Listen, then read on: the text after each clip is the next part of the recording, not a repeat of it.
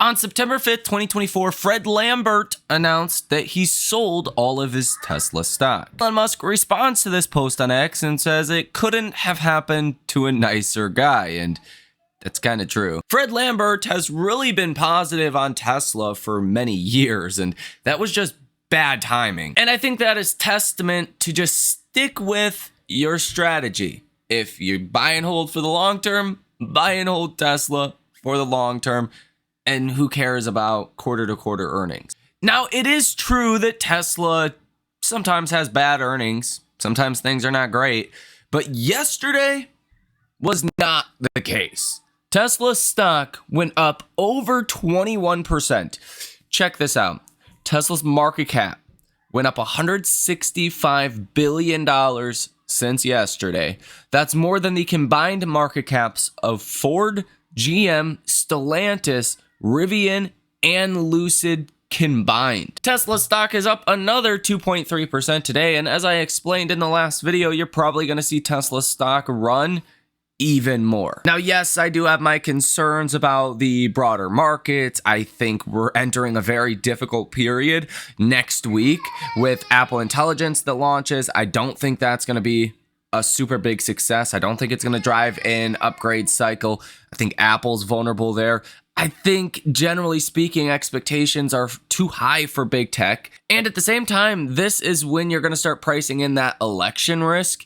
And that really hasn't been priced into our markets at all so far. So next week, things could get a little bit more choppy. But Tesla, I mean, there's enough here to push Tesla well into the 300s. And even if next week is a bad week, it does not mean that Tesla needs to fall. But we'll discuss more of that later on throughout this video and in the next video coming out at 8 p.m. Eastern Standard Time. Here in this video, we will take a look at the option activity in Tesla, the short positioning in Tesla, as well as all of your Tesla stock breaking news. Not to mention, we did get some data this morning that helped boost markets higher. Now, it is being reported that Tesla is extending everyone's free FSD trial in North America by another 30 days. Tesla has also signed a lease for a 150,000 square foot site in Queens, New York. Tesla now says they expect capital expenditures to exceed $11 billion in 2024,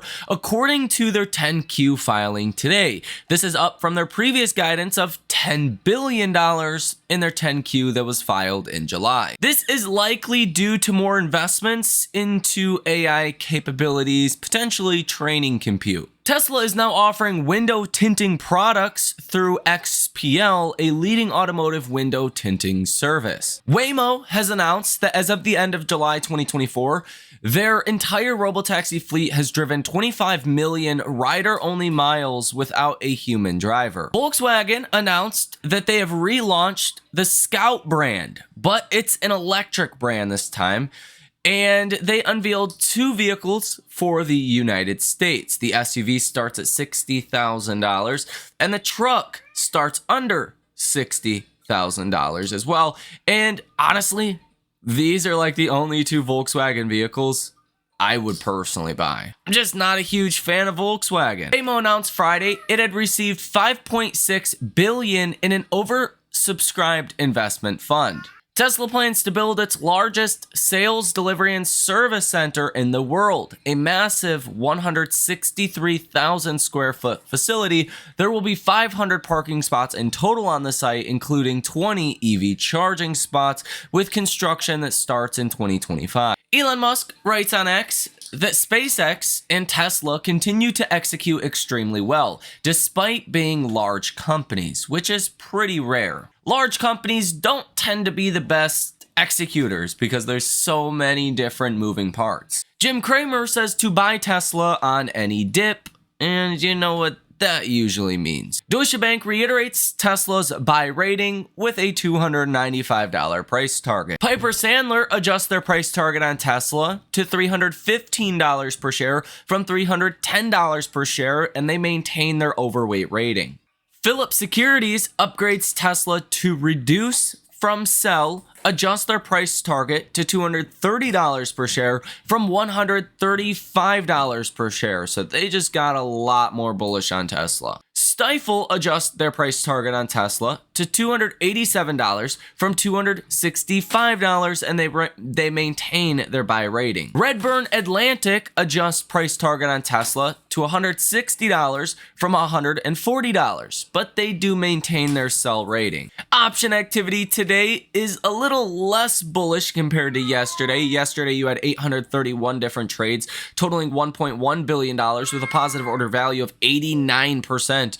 Those were some insane numbers. Today, so far, you have 180 different trades, totaling $108 million with a positive order value of 53%. Now, the dollar amount that's currently sold short in Tesla jumped from $15.8 billion to $20.62 billion. Short sellers yesterday alone lost $4.1 billion in Tesla's stock. That's a pretty insane number. I believe the highest number you've ever seen in a single day's loss for Tesla, but I'll have to double check on that. Tesla's short interest or free float also going up a little bit from 2.66% to 2.85%. You can see there is 79.16 million shares that are currently sold short, and you do have about 4.1 million shares today that are being sold short. So yeah, these short sellers have not learned their lesson, apparently. Which I have a feeling it's going to end very bad for these shorts. Over on StockTwits, sentiment for Tesla today is bearish at 28. Yesterday, it was bullish at 65, which again, after a 20+% rally, you would expect for sentiment to fall, and that's exactly what's happening today. Message volume yesterday was extremely high at 81. Today, you're still high at 70. So I think that's actually great news. Participation ratio today is normal at 54. Google Trends data for the Tesla lineup continues to show an acceleration for the Model Y. The Model 3 is staying pretty flat around the 34, 33 area. Cybertruck falling a little bit from 40 to 38. But the Model Y, again, went from 36 to 37. So momentum is continuing for the Model Y. We will see. Let's look at the United States real quick, because that's the area that we really want to see some acceleration, because the rest of the world has been okay for Tesla sales, especially China. It was really the US last quarter that was a little bit weaker. And you can see the Model 3 and the Model Y, even the Cybertruck, they're all moving higher on Google Trends. Quite a bit higher. The Model 3 went from 18 to 23. The Model Y went from 21 to 27. So definitely looks like there is some strong activity now in the US.